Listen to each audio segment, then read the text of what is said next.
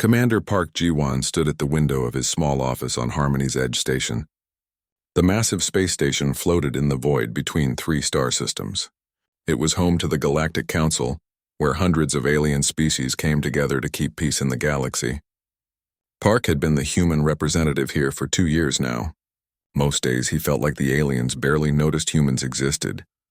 The door to his office slid open with a soft hiss. Captain Kim Daeho walked in, his gray uniform neat and clean.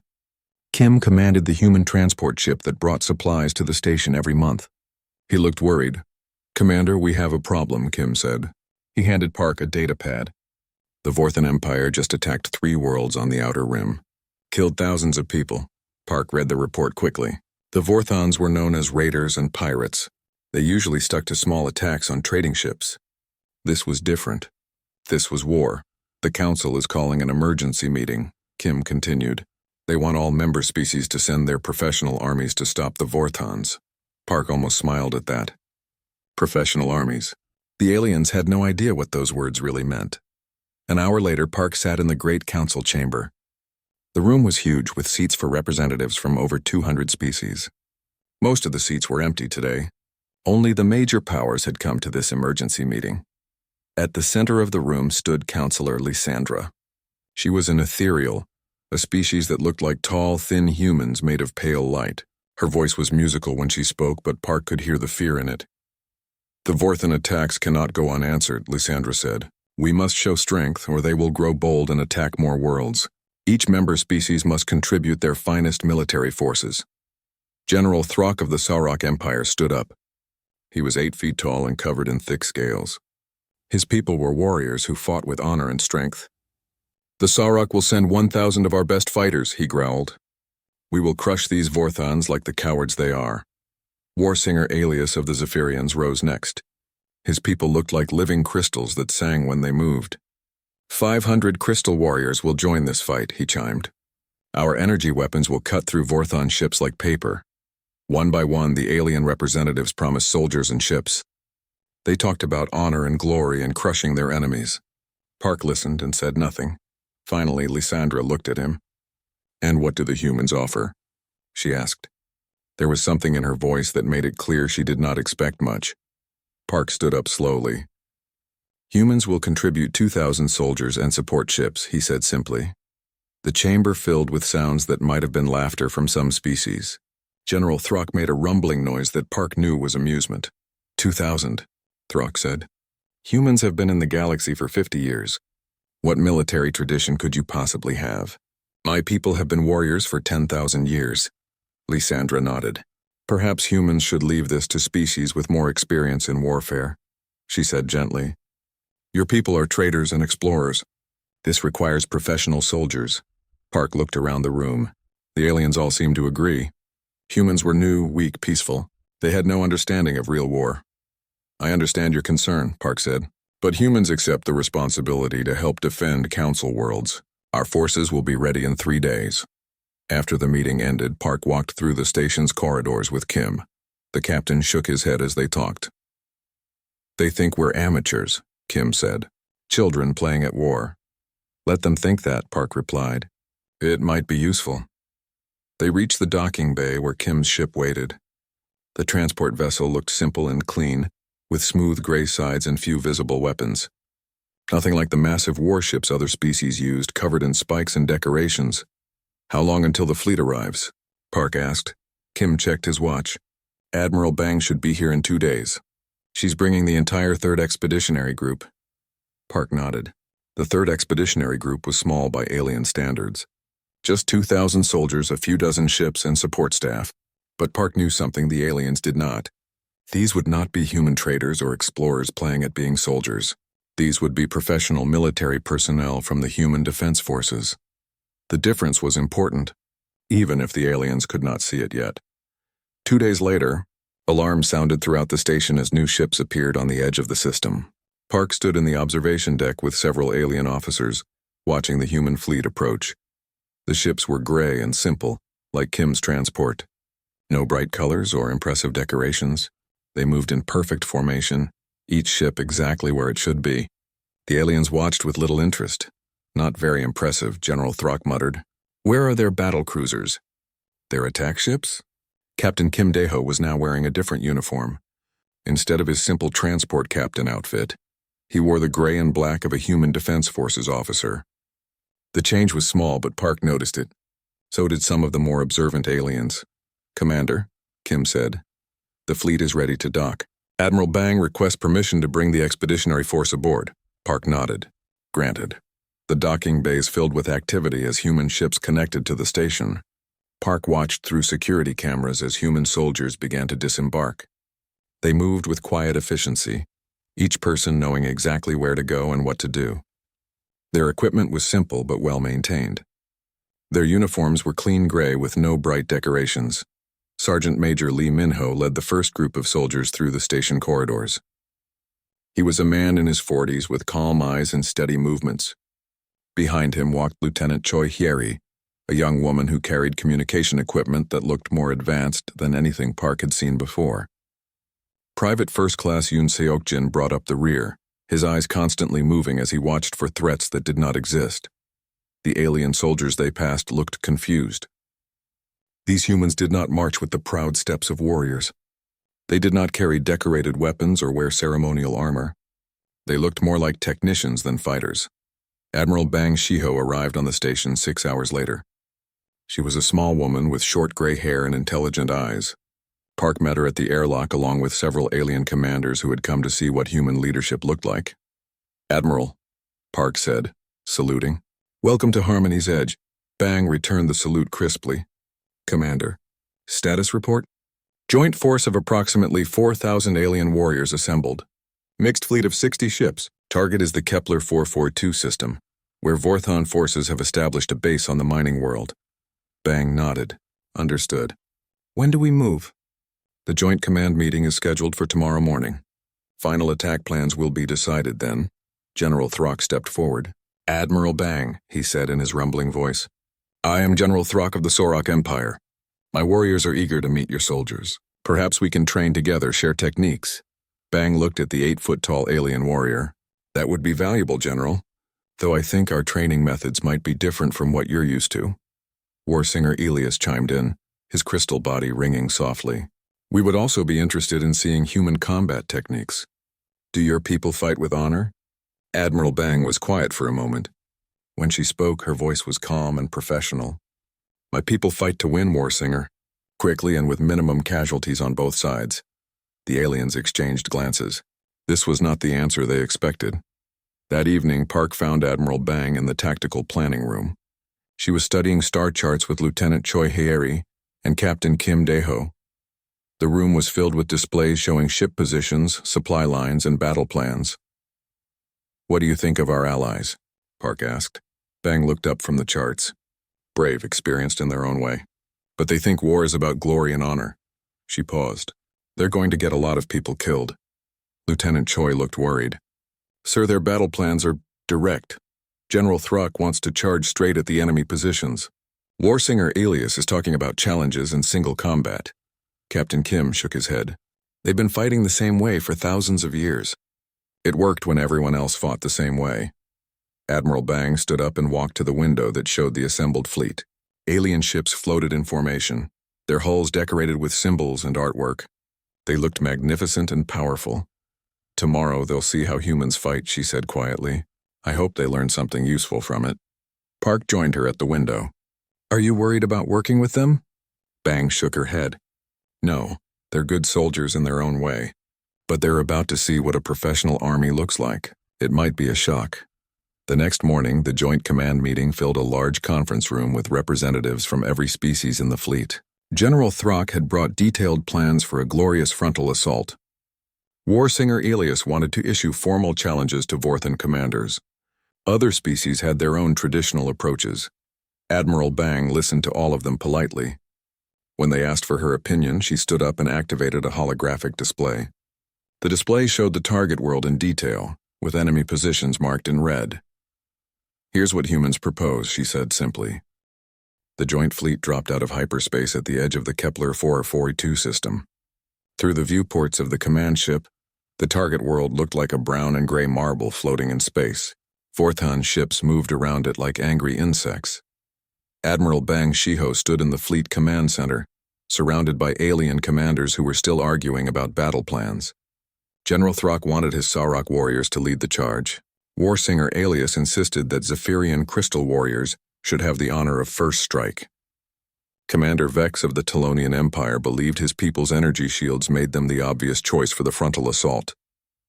"Enough," Bang said quietly, but her voice cut through the argument like a blade. "The battle plan was agreed upon yesterday. We follow it exactly." General Throck's scales rattled with frustration. "Admiral, with respect, your plan has no honor. Where is the glory in hiding behind cover and using machines to fight?" Bang looked at the 8-foot-tall warrior with calm eyes. "General, in 20 minutes you'll see what human military doctrine accomplishes. Then you can decide if it lacks honor." On the surface of Kepler 442b, Vorthon forces had built defensive positions in the crystalline mountains. Their ships provided air support while ground troops held the high ground with energy weapons and shield generators. It was a strong position, nearly impossible to attack with traditional methods. Private First Class Yoon Seokjin lay flat on his stomach 2 kilometers from the nearest Vorthon position. He had been there for 6 hours, perfectly still, watching enemy movements through his scope. Around him, scattered across 10 square kilometers, 19 other human scouts did the same thing. Yoon's radio crackled softly. "Overwatch 7, this is Control. Report status." "Control, Overwatch 7, Yoon whispered into his throat microphone. "Enemy patrol pattern confirmed. 63 soldiers in the eastern position. 4 heavy weapons, 2 communication arrays. Shield generator appears to be running at full power. Copy. Overwatch 7. Stand by." Lieutenant Choi Hyeri sat in the communication center of the human command ship, coordinating information from all 20 scout teams. Data flowed across her screens faster than the alien observers could follow. Enemy positions, patrol routes, weapon emplacements, supply deliveries, shift changes, everything was mapped and analyzed. "Admiral," she reported. "All reconnaissance teams report ready. Target information is complete and verified." Admiral Bang nodded. "Begin Phase 1. High above the planet, human artillery ships moved into position. They were not the massive battle cruisers that alien fleets used. They looked more like cargo vessels with unusual equipment pods. The alien commanders watched with confusion as these unremarkable ships began to aim at the planet's surface. "What are those ships doing?" Warsinger Elias asked. Captain Kim Dae-ho, now wearing the uniform of a Human Defense Forces squadron commander, answered without looking away from his tactical display. "Artillery preparation, Warsinger. Standard procedure before any assault." "Artillery," General Throck rumbled. "You mean orbital bombardment? That seems excessive for a ground battle." Kim almost smiled. "Not bombardment, General. Precision fire support." On the planet's surface, Sergeant Major Lee Min-ho crouched behind a rock formation with 47 other human soldiers. They had moved into position during the night, traveling 15 kilometers through hostile territory without being detected. Now they waited in perfect silence for the attack to begin. Lee's radio buzzed once. Phase 1 was starting. The first artillery shell landed exactly where Private Yoon had marked the eastern shield generator. The explosion was not large, but it was precise. The shield flickered and died. 3 seconds later, another shell destroyed the backup generator. 5 seconds after that, the communication array vanished in a cloud of smoke and debris. Across the entire Vorthon defensive line, the same thing happened. Small precise explosions took out shields, communications, and heavy weapons with surgical accuracy. In 90 seconds, the Vorthon positions went from strongly defended to blind and confused. The alien commanders in the Fleet Command Center stared at their displays in shock. "How did they do that?" Commander Vex asked. "Those ships are 20,000 kilometers away. How can they hit such small targets?" Lieutenant Choi looked up from her communication station. "Laser-guided precision munitions, sir. Our scout teams painted the targets with targeting lasers. The artillery shells follow the laser beams to impact." General Throck shook his massive head. "This is not how wars are fought. Where is the courage? The honor of face-to-face combat?" Admiral Bang turned to face the alien commander. "General, would you prefer that my soldiers die charging into energy weapons and shield walls? Because that's what courage without planning accomplishes." Before Throck could answer, the second phase began. Captain Kim's dropships launched from the fleet in perfect formation. Unlike the decorated attack craft that alien species used, these ships were designed for one purpose: getting soldiers to the battlefield alive. They moved fast and low, using the planet's terrain to hide from enemy sensors. On the ground, Sergeant Major Lee's assault teams moved forward. They did not charge like alien warriors seeking glory. They advanced by teams, one group moving while another provided covering fire. When Vorthon soldiers fired at them, the humans disappeared behind cover and returned precise shots that found their targets. Private Yoon, still in his hidden position, watched through his scope as human soldiers advanced through the eastern sector. Control Overwatch 7. Friendlies are 200 meters from Objective Alpha. No enemy resistance visible. Copy. Overwatch 7, continue Overwatch. Lieutenant Choi coordinated the entire battle from her station. Information flowed from 20 scout teams, 8 assault groups, 4 support units, and 12 dropships. She tracked every human soldier, every enemy position, every ammunition resupply. Nothing happened without her knowledge. Admiral, she reported, first wave has secured objectives Alpha through Delta. Casualties, 3 minor injuries, no fatalities. Enemy resistance is collapsing. The alien commanders could not believe what they were seeing. In 30 minutes, human forces had broken through defenses that should have taken days to overcome. They had done it with fewer casualties than a single alien charge would have produced. This is impossible, Warsinger Alias chimed.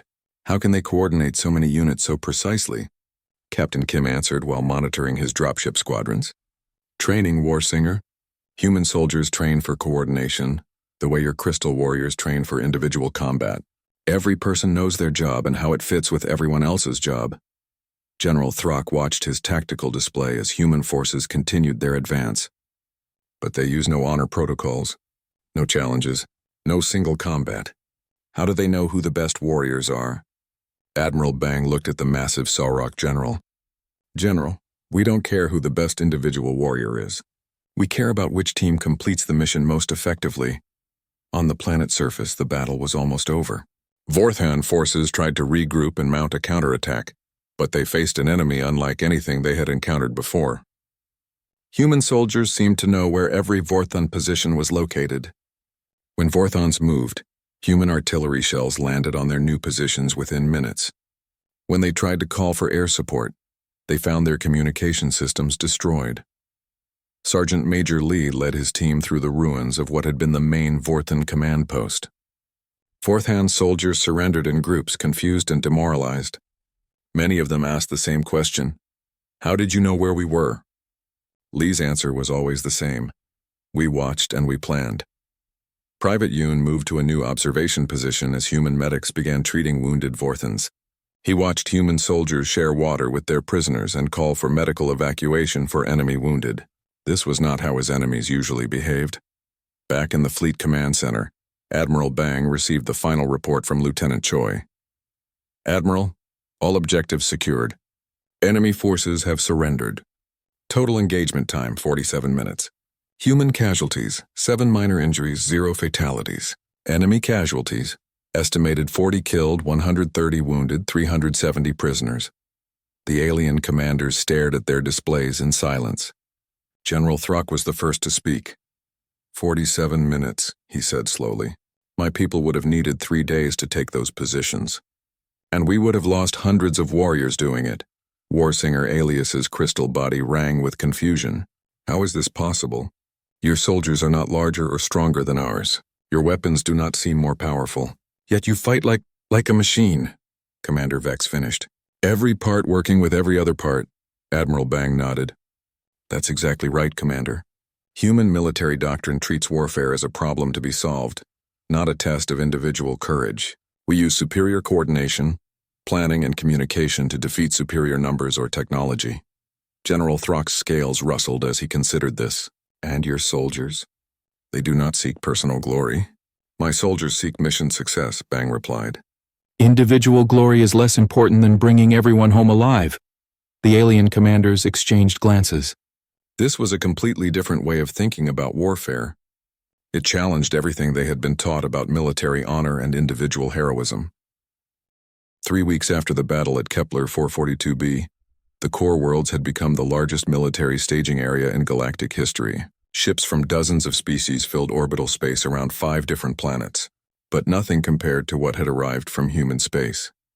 General Kang Woo-jin stood on the observation deck of the massive human command ship Earth's Resolve, watching as another wave of human vessels emerged from hyperspace. The ship was 3 times larger than any vessel the aliens had seen humans use before. It carried not just soldiers and weapons, but entire mobile bases, hospitals, and manufacturing facilities. Beside him, General Throck of the Sauroch Empire watched in amazement as human ships continued to arrive. "How many vessels do humans possess?" he asked. Kang checked his tablet. "This deployment includes 437 ships, General. It represents about 12% of our total fleet capacity."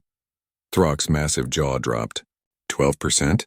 You mean humans have been hiding a fleet of over 3,000 ships? "Not hiding," Kang replied calmly. "We simply saw no reason to mention our full capabilities until they were needed." Warsinger Alias approached, his crystal body chiming with confusion. "General Kang, our intelligence services never detected such massive shipbuilding programs in human space." Kang smiled slightly. "Warsinger, most of our shipyards are located inside asteroid belts and on the far sides of moons. We learned long ago that the best weapons are the ones your enemies don't know about." The alien commanders had thought they understood human military capability after the previous battle. Now they realized they had seen only the smallest glimpse of what humans had been quietly building for 50 years. On the planet's surface below, Colonel Lee Minho supervised the construction of the largest military base in galactic history. Human engineers worked alongside alien construction crews, but the pace of work amazed everyone involved. Where alien forces would take weeks to build defensive positions, human engineering units accomplished the same work in days. "How do they build so quickly?" asked Commander Vex of the Telonian Empire, watching human machines assemble prefabricated structures with incredible speed. Major Choi Hieri, now serving as the liaison officer for alien forces, answered while monitoring construction progress on her tablet. "Human military engineering is designed for rapid deployment, Commander. Every component is standardized and can be assembled by trained crews in any environment." A Telonian engineer shook his head in amazement. "But the precision, every piece fits perfectly with every other piece. How do you manufacture with such accuracy?" "Automation and quality control," Choi replied. "Human factories use robotic systems to ensure every component meets exact specifications. No variation, no errors." The base taking shape around them was unlike anything the aliens had ever seen. Instead of the grand fortresses and ceremonial buildings that alien militaries preferred, the human base looked almost industrial. Every structure had a clear purpose. Every road and pathway was laid out for maximum efficiency. Nothing was wasted on decoration or display. Captain Kim Dae-ho, now promoted to colonel, commanded the orbital defense grid that surrounded the core worlds. His ships moved in patterns so complex that alien observers needed computer assistance to track them. Yet every human ship knew exactly where it was supposed to be at every moment. Colonel Kim asked a Zephyrian fleet commander, "How do your pilots coordinate such complex movement patterns without colliding?" Kim watched his tactical display, where hundreds of ships moved like dancers in a carefully choreographed performance. "Training and standardization, Commander. Every human pilot learns the same procedures. Every ship follows the same protocols. When everyone knows the same system, coordination becomes automatic." The Zephyrian commander was quiet for a moment. "But what if individual pilots want to use their own tactics? Their own creative approaches?" "Individual creativity is valuable," Kim replied, "but not during fleet operations. In battle, creativity can get people killed. We save innovation for planning phases, then execute those plans with precision." The alien officer looked troubled by this concept. Zephyrian military culture emphasized individual expression and artistic combat techniques. The idea of suppressing individual creativity for group efficiency was difficult to understand. Meanwhile, Private First Class Yoon Seok-jin, now promoted to sergeant, led a mixed unit of human and alien scouts. His team included 2 Sauroch warriors, 3 Zephyrian crystal singers, and 4 human specialists. Teaching alien scouts to work with human methods had been challenging but educational for everyone involved. "The key," Yoon explained to his team during a training exercise, "is communication. In human doctrine, information is more valuable than individual heroics. One of the Saurok warriors, a young female named Korvac, raised her hand. "Sergeant, my people believe that warriors must prove themselves in single combat. How can we show courage if we hide and report instead of fighting?" Yoon considered the question carefully. "Korvac, courage isn't about fighting when it's easy. Courage is about doing your job even when it's boring or dangerous. A scout who reports enemy positions saves the lives of hundreds of soldiers. That takes a different kind of bravery." The mixed training exercises had revealed fundamental differences in how species approached warfare. Alien militaries focused on individual prowess and heroic actions. Human military doctrine emphasized teamwork and systematic approaches.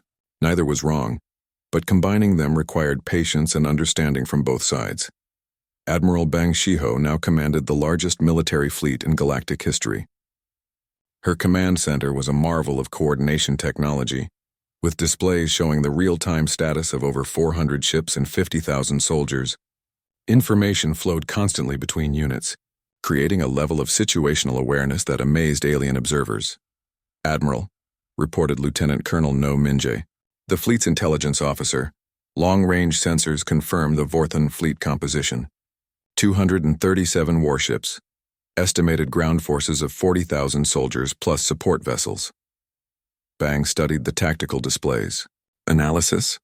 The Vorthons appear to have learned from their previous defeat," No continued. "Their ships are using new communication protocols and tighter formations. They're adapting to human tactics." General Throck, who had been observing human command procedures, spoke up. "Admiral, this concerns me. If the enemy has learned from our previous victory, will human methods still be effective?" Bang turned to face the assembled alien commanders.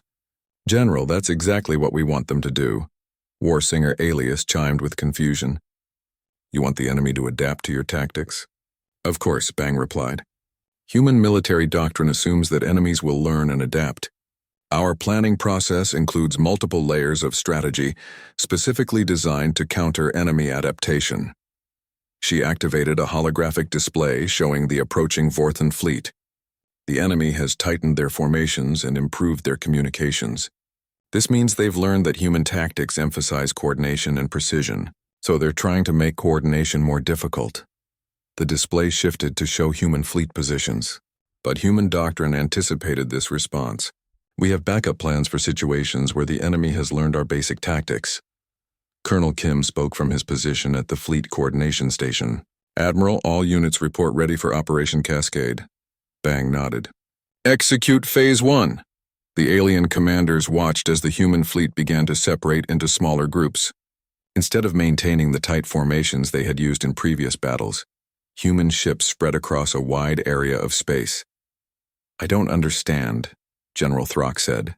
"You're making your coordination more difficult. How does this help against an enemy that has learned to disrupt coordination?" Bang smiled. "General, the enemy learned to counter our basic coordination tactics." "But they don't know about our advanced coordination systems." As she spoke, the tactical display showed something remarkable. Despite being spread across millions of cubic kilometers of space, the human ships continued to move with perfect coordination. Information flowed between vessels through quantum communication, networks that the Vorthons could not detect or disrupt. "Impossible," breathed Commander Vex.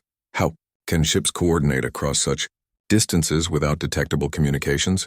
Lieutenant Colonel No answered while monitoring intelligence feeds. "Quantum entanglement communication, Commander. Instantaneous information transfer that cannot be intercepted or jammed." War Singer Alias's crystal body rang with amazement. But such technology would require decades of research and development. "When did humans develop this capability?" "We began development 40 years ago," Bang replied. "Human military planning operates on long time scales. We prepare for threats that might not emerge for generations." The approaching Vorthon fleet was now visible on long-range sensors. Their ships moved in the tight, disciplined formations they had learned from studying human tactics. They had adapted well, becoming more coordinated and systematic in their approach. Unfortunately for them, they had adapted to fight the human military they had encountered 3 weeks ago. They were not prepared for what human forces could do when fully mobilized. "Admiral," reported Colonel Kim, "enemy fleet entering optimal engagement range in 4 hours." 6 months had passed since the Battle of the Core Worlds, and the galaxy was not the same place it had been before. The war with the Vorthon Empire had spread to 12 star systems, but it was no longer the same kind of war that had raged for centuries between galactic civilizations. General Kang Wujin stood in the newly constructed Integrated Tactical Command Center on Haven Station, watching as officers from 15 different species worked side by side. The center was a marvel of coordination technology, combining human systems with the best innovations from allied species. But more importantly, it represented something new in galactic history: truly integrated military command. General, called Major Choi Hyeri from her position at the communications hub, "We're receiving reports from the Proxima Front. Mixed units are requesting tactical support for Operation Silver Dawn." Kang nodded and walked to the main tactical display. The operation showed forces from 6 different species working together under a unified command structure. Sarok assault troops provided heavy firepower.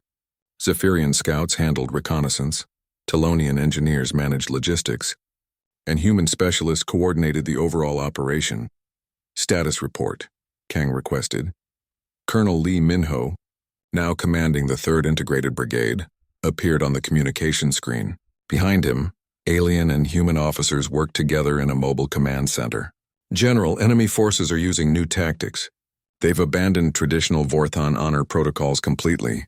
They're fighting like professionals," Kang finished. "The Vorthons have been learning from us just as our allies have been learning from us." This was the new reality of galactic warfare. The Vorthon Empire, after suffering devastating defeats against human tactics, had completely restructured their military. They had abandoned thousands of years of tradition and adopted systematic, coordinated approaches to warfare. The result was an enemy that was far more dangerous than the traditional raiders they had once been. But the Vorthons were not the only ones who had learned. On the bridge of the Sarok battle cruiser, Honor's Edge, General Throck worked with human tactical officers to coordinate a fleet engagement. The massive warrior who had once dismissed human methods as lacking honor now spoke fluent human military terminology. "Tactical. Update on enemy formation Sigma 7, Throck commanded in perfect military protocol. "Sir," replied Lieutenant Yoon Seok-jin, now serving as a tactical advisor to alien commands. "Enemy formation is maintaining defensive posture. Recommend we execute flanking maneuver Delta 4 with supporting fire from coordinates 37 Alpha." Throck nodded and turned to his Sarok bridge crew. "You heard the human tactical assessment. Execute flanking maneuver Delta 4. All units maintain communication discipline and coordinate with the Zephyrian wing commanders." The transformation of General Throck was remarkable, but not unique. Across the galaxy, alien military leaders had begun adopting human methods not because they were forced to, but because they worked. The results spoke for themselves. Battles that once lasted months now concluded in days, with far fewer casualties on both sides. But the changes went deeper than just tactics. Warsinger Alias commanded a mixed squadron that included human ships, Sarok heavy cruisers, and Zephyrian fast attack craft. His bridge was a symphony of different species working in harmony, their various communication methods blending into an efficient coordination system. "Human tactical officer," Alias chimed, his crystal body ringing with calm authority. "What is your assessment of the enemy's coordination capabilities?" Captain Park Tae-hyung, a young human officer who had specialized in interspecies cooperation, studied his displays. Warsinger: "The enemy is using modified human coordination protocols, but they're implementing them incorrectly. They understand the system but not the principles behind it." "Explain," Alias requested. "Sir, they're following human tactical procedures like a recipe, but they don't understand why those procedures work. This makes them predictable. They'll do exactly what the manual says, even when the situation calls for adaptation." Alias's crystal body chimed with understanding. "So their strength is also their weakness. They have learned our methods but not our thinking." "Exactly, sir. Human military doctrine emphasizes understanding principles, not just following procedures. The enemy has copied our procedures without understanding the principles. This insight had become crucial to winning the war. The Vorthons had learned to fight like humans, but they had not learned to think like humans. They could execute human tactics, but they could not innovate or adapt those tactics to new situations. Meanwhile, the Allied forces had learned both human methods and human thinking. At the Galactic Military Academy on Terra Nova, the most ambitious educational project in galactic history was taking shape. Colonel Kim Deho served as the Academy's commandant, overseeing the training of officers from 47 different species. The Academy itself was a marvel of integrated design. Human efficiency combined with Zephyrian artistic beauty, Sauroch durability, and Telonian technological innovation. The result was a facility that was both functional and inspiring. In one classroom, Captain No Minjae taught intelligence analysis to a mixed group of students. The class included young Sauroch warriors, Zephyrian crystal singers, human cadets, and officers from a dozen other species. Intelligence warfare, No explained, is not about gathering secrets. It's about understanding how your enemy thinks and making decisions based on that understanding. A Sauroch cadet raised her hand. Captain, my people have always believed that understanding the enemy makes you weak. That true warriors rely on strength and courage, not knowledge of enemy plans. No nodded respectfully. Cadet Korvac, strength and courage are essential qualities for any warrior. But knowledge multiplies the effectiveness of strength and courage. A strong warrior who knows where to strike can defeat 10 strong warriors who strike blindly. The discussion that followed showed how much military thinking had evolved across the galaxy. Young officers from species that had fought with honor and tradition for millennia were learning to value information, coordination, and systematic planning. But they were not simply copying human methods. They were developing new approaches that combined the best elements of their own traditions with human innovations. In another part of the academy, Major Yoon Seokjin led a practical exercise in multi-species coordination. His students had to plan and execute a simulated battle using forces from 6 different species, each with their own strengths and limitations. Remember, Yoon instructed, the goal is not to make every species fight like humans. The goal is to make every species fight like professionals, using their own strengths in coordination with others. The exercise that followed was remarkable. Sauroch students learned to use their natural aggression and strength as part of coordinated assaults, rather than individual heroics. Zephyrian students applied their artistic sensibilities to create elegant tactical solutions.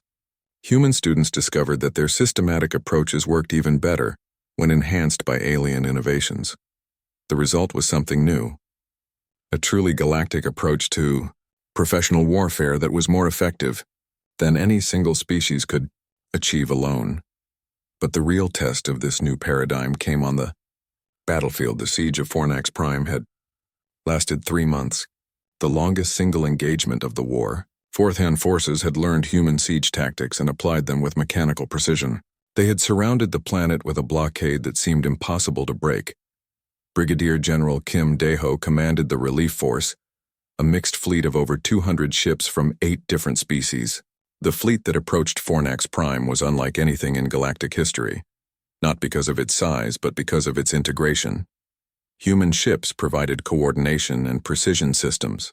Sauroch vessels brought heavy firepower and assault capabilities. Zephyrian craft offered speed and maneuverability. Telonian vessels contributed advanced shields and energy weapons. Smaller contingents from other species added their own specialties. But more importantly, they all fought as a single force. All units, this is General Kim, he announced to the fleet. Execute Operation Harmony Phase 1. The attack that followed demonstrated how far galactic military thinking had evolved. Instead of the traditional approach of each species attacking separately according to their own traditions, the entire fleet moved as a coordinated unit. Zephyrian scouts provided real-time intelligence about enemy positions. Sauroch heavy cruisers delivered precisely timed bombardment to suppress enemy fire. Human ships coordinated the timing and targeting of the entire operation. Telonian vessels provided mobile shield support for advancing units. The Vorthan defenders, despite their adoption of human tactics, could not respond effectively to this level of integration. They had learned to fight like humans, but the attackers were fighting like something new, a truly galactic military force. Within 6 hours, the siege was broken and Fornax Prime was free. But the real victory was not the tactical success. The real victory was what the operation demonstrated. The galaxy had learned to fight as a united civilization rather than a collection of competing species. As news of the victory spread, reactions varied across the galaxy. Some species celebrated the effectiveness of the new military paradigm. 2 years had passed since the Vorthan War ended, and Fleet Admiral Park Ji-won stood at the observation deck of the Galactic Military Academy on Terra Nova, watching the most remarkable graduation ceremony in galactic history. Below him, 600 officers from 47 different species prepared to receive their commissions as the first class of truly integrated galactic military professionals. The ceremony itself represented everything the galaxy had learned about cooperation. Sauroch honor guards stood alongside Zephyrian ceremonial singers. Human precision drill teams marched in formation with Telonian technological displays. What had once been separate military traditions had evolved into something new and unified. Lieutenant General Lee Minho, now the Academy's commandant, approached Park with the graduation roster. Admiral, all graduating officers have completed integrated command certification. They're ready for assignment to mixed species units across the galaxy. Park nodded, studying the list of names. These young officers had been trained not just in the military methods of their own species, but in the coordinated professional techniques that had emerged from the war. They would form the backbone of a new kind of galactic military. General, what's our current assessment of galactic military stability? Park asked. Lee consulted his tablet. All major conflicts have been resolved using integrated response protocols. Average conflict duration has decreased by 87% compared to pre-war standards. Military casualties have dropped by 92%. Civilian casualties have virtually disappeared. The transformation was remarkable. Wars that had once raged for decades now ended in weeks. The professional military approach had made warfare so efficient that most potential conflicts were resolved through negotiation rather than force. In the Academy's main lecture hall, Major General Choi Hyeri addressed the graduating class.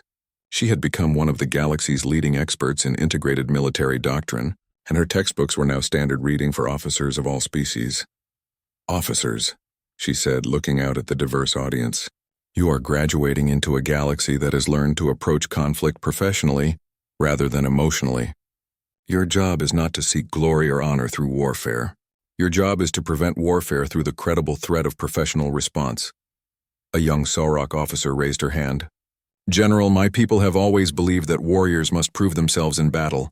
How do we maintain warrior spirit in a galaxy where professional response prevents most battles?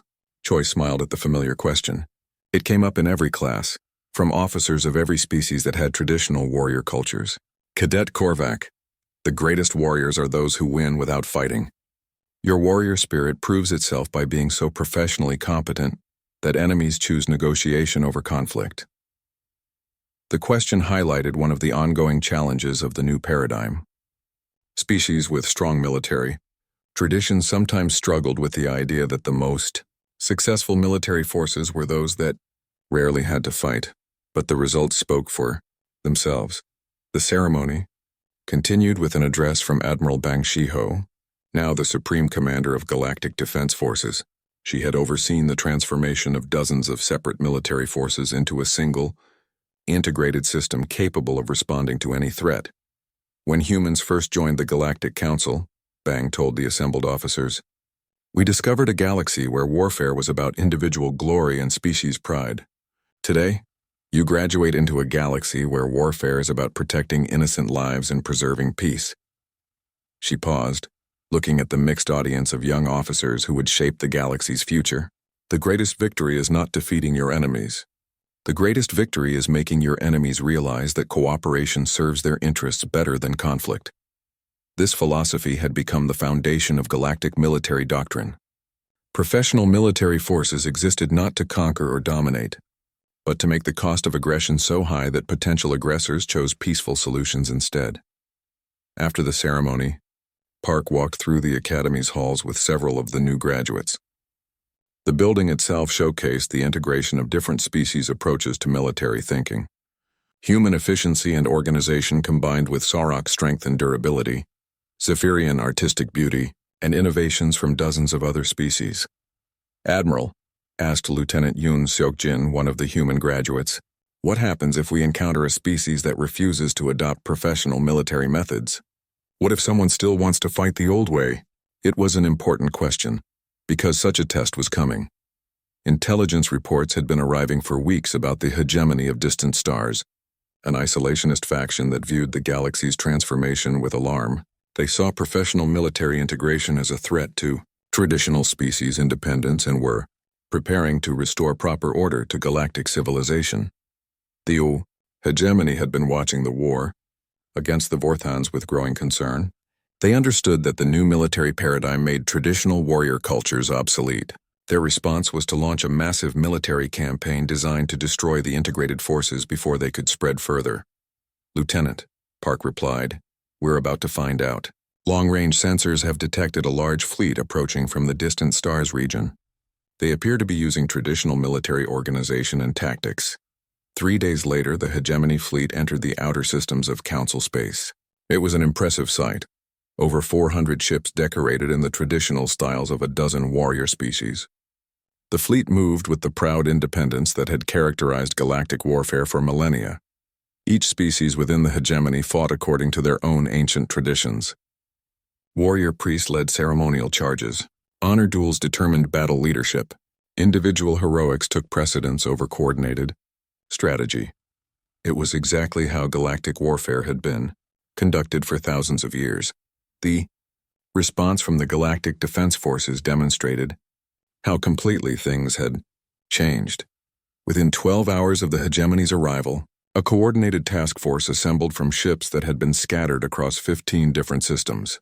Human coordination systems brought them together, but the fleet that formed included vessels from 38 different species. Admiral Bang commanded the response from the integrated command ship Unity's Resolve. Her bridge crew included officers from 8 different species, all working together with the smooth efficiency that had become the hallmark of professional galactic military forces. "Admiral," reported Colonel Kim Dae-ho, now serving as Fleet Coordination Officer, "all units report ready. Total force, 237 ships, 42,000 personnel from 38 species." Bang studied the tactical display showing both fleets. The hegemony forces outnumbered them significantly, but she was not concerned. The difference was not in numbers but in approach. "Signal the hegemony fleet," she ordered. "Offer them the standard terms. Withdraw from Council space and negotiate any grievances through diplomatic channels." The response came quickly. Warlord Crathen of the hegemony, speaking for the combined traditional forces, declared that they would accept nothing less than the complete abandonment of unnatural military integration and a return to proper species-based warfare. "Admiral," asked Warsinger Alias, now serving as Fleet Tactical Advisor, "do we proceed with full response protocols?" Bang nodded. "Execute Operation Restoration." The battle that followed became a textbook example of professional versus traditional military approaches. The hegemony forces attacked with the courage and honor that had defined galactic warfare for millennia. Individual ships sought glorious single combat. Species-based formations charged according to their ancient traditions. Heroes emerged to lead desperate assaults against overwhelming odds. It was magnificent, inspiring, and completely ineffective. The integrated forces responded with coordinated precision. Every ship knew its role and timing. Intelligence flowed seamlessly between units. Tactical adjustments happened in real time across the entire fleet. Medical and repair services operated with mechanical efficiency. Most importantly, the integrated forces fought not for glory or honor, but to end the conflict as quickly as possible with minimum casualties on both sides. The battle lasted 4 hours and 17 minutes. When it ended, the hegemony fleet had been completely disabled without a single ship being destroyed. Precise targeting had knocked out weapons and propulsion systems while leaving life support intact. Medical ships were already moving to assist the disabled hegemony vessels. The aftermath of the battle was as important as the fighting itself. Instead of demanding surrender or imposing harsh terms, Admiral Bang opened immediate negotiations with the defeated hegemony commanders. "Warlord Crathen," she said during the surrender ceremony, "you fought with honor and courage. Your warriors showed the best qualities of traditional military culture, but traditional methods cannot compete with professional coordination." Crathen, a massive warrior from a species known for their martial prowess, looked confused and defeated. "Admiral, how did you defeat us so completely without destroying us? Where is the glory in such warfare?" Bang's answer became one of the most quoted statements in galactic military history.